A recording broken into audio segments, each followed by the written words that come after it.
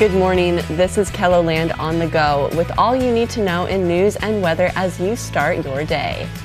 Authorities in Pennington County have recovered the body of a Box Elder man who drowned Saturday night in the Black Hills area.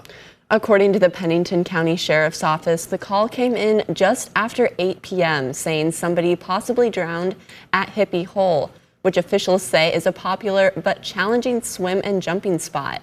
Authorities recovered the body around 10:30 Saturday night and say alcohol was involved. They believe the 23-year-old man, identified as Jaden Whiteplume, drowned from being tangled in underwater debris.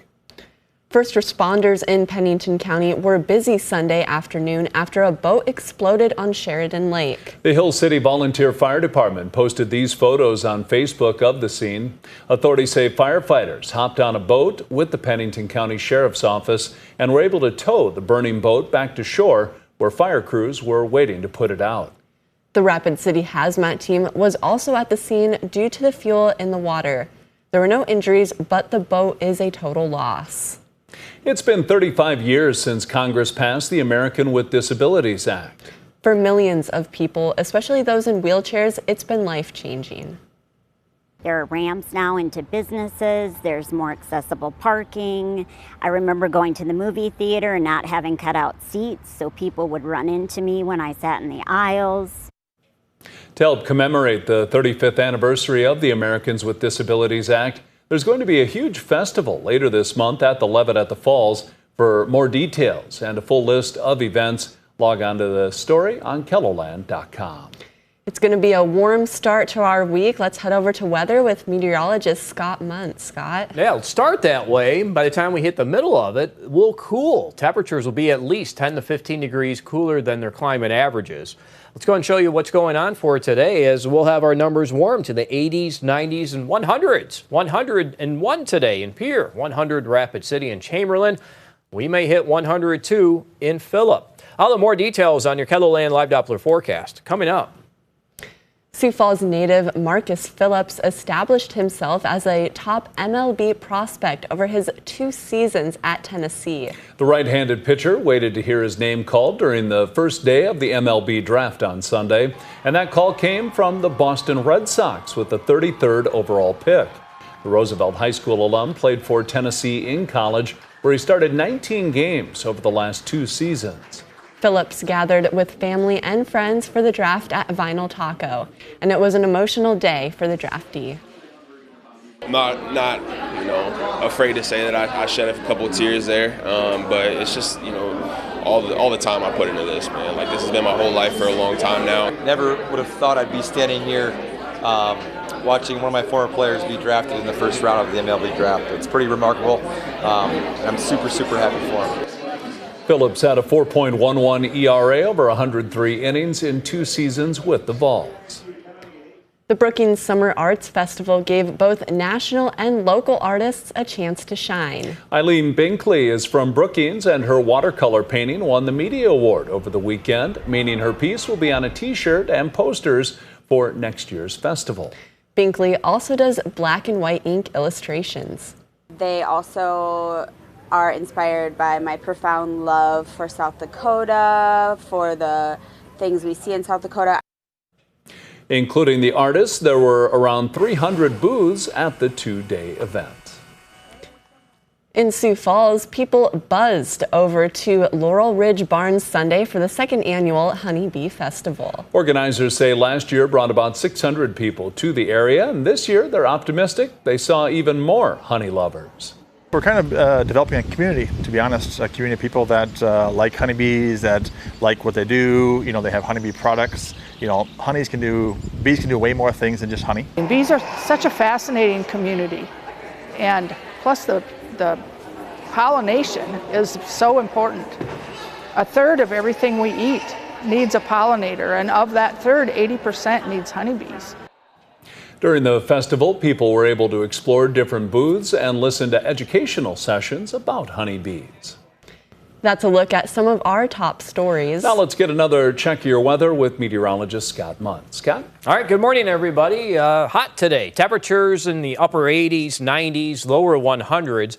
It'll start to change, though, as we do get into tomorrow. See this cold front here just off to our west? That will eventually move to the east. Even this evening, we could see a couple of scattered showers, thunderstorms here across western South Dakota. They'll try to move into central Kettleland as we get into late evening hours and tonight. And then as the system moves to the east, we'll watch for increasing chances for showers and thunderstorms as we go through the day tomorrow. That will last into the evening. And with thick cloud cover expected on Wednesday, with still a chance for showers and thunderstorms, temperatures will be cool, good 10 to 15 degrees below our climate averages.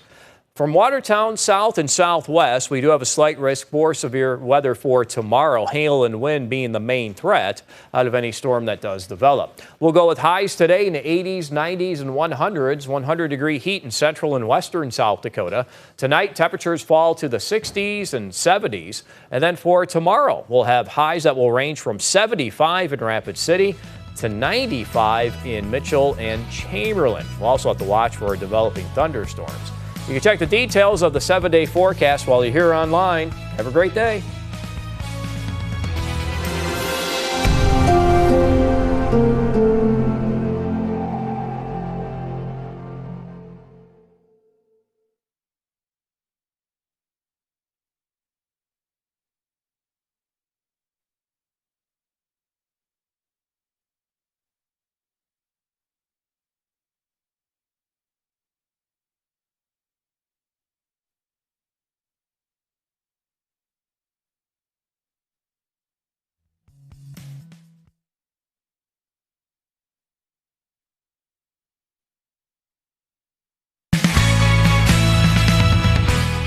Good morning, I'm Carly Phillips. Thanks for joining us.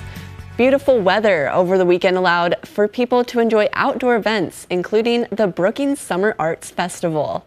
Between artists and support booths, there were almost 300 total booths at the two-day event. The festival gave artists from all over the country a chance to shine.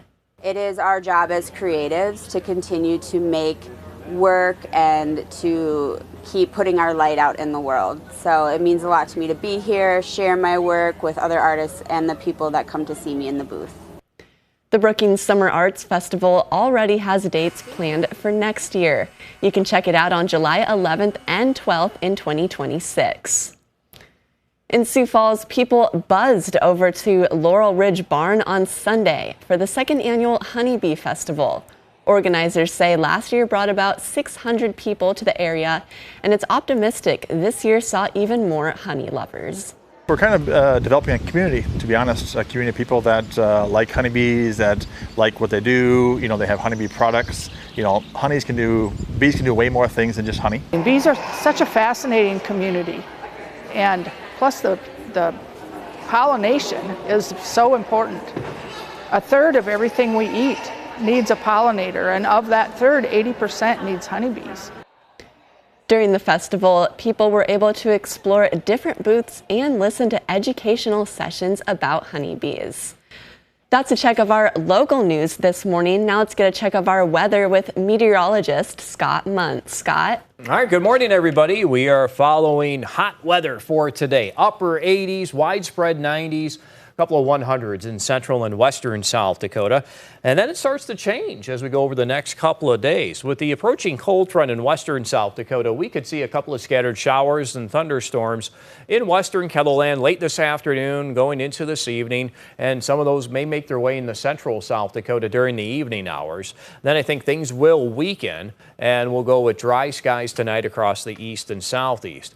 For tomorrow, we'll watch this front move across Kettleland. Look for an increase in chances for these showers, thunderstorms as we do go through the day. Things again will move west to east. Better chances in eastern and southeastern Kettleland. I would say during the evening hours, probably lasting into the overnight.